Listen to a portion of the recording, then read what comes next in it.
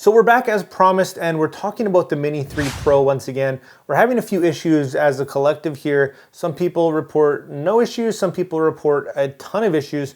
I'm kind of right in the middle here, so I wanted to touch base on the range, some of the tests that I've ran, and my experience so far dealing with DJI and addressing some of these things. So obviously on paper, this is a fantastic drone.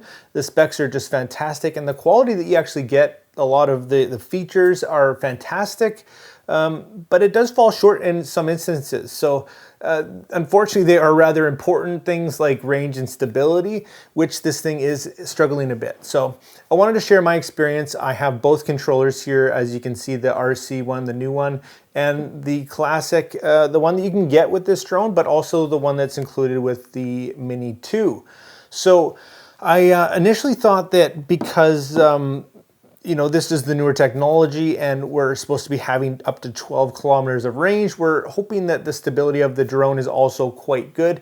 And I'm actually really sad to report that it's not great. And unfortunately, it's not the controller's fault either. So here are a few of the tests that I did with both of these controllers, seeing which one's going to be better.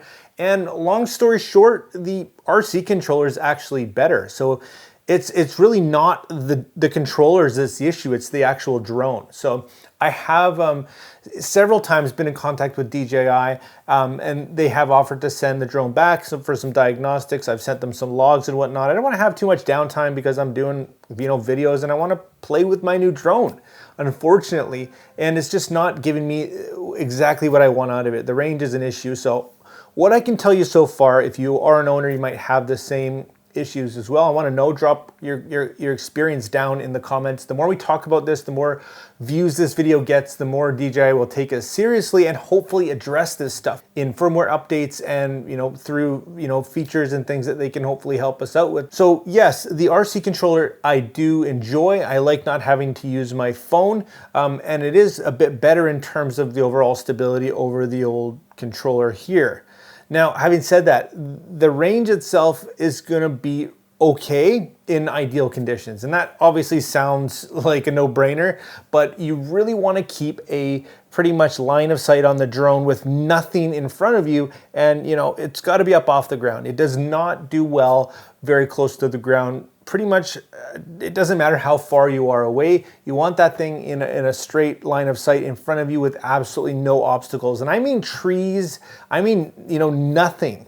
And it does make a big drastic difference, which is a bit frustrating. I expect, today's day and age, this thing to perform a bit better in that aspect. So really, really, really hope a firmware update is coming. And I know there's lots of pressure on DJI to work with governments and whatnot who clearly want to limit us in a lot of ways in terms of, what these things are capable of and how far they can fly and whatnot. But, it's a toy at the end of the day. So it's a very expensive toy. So I want it to perform a bit better than it is right now. In perfect ideal conditions, both of these controllers saw me out a few kilometers and then some, which is great. But as soon as you lose that line of sight, or as soon as you start to get any obstacles in front of you, they both fall apart very, very quickly, unfortunately. So yes, I think we're all kind of in the same boat here. DJI has told me kind of that we can expect some firmware updates coming out pretty quick, hopefully, because yeah, this is pretty disappointing. But in terms of the features, image quality, what you're getting out of this drone on paper, it is fantastic. It is a almost perfect little drone.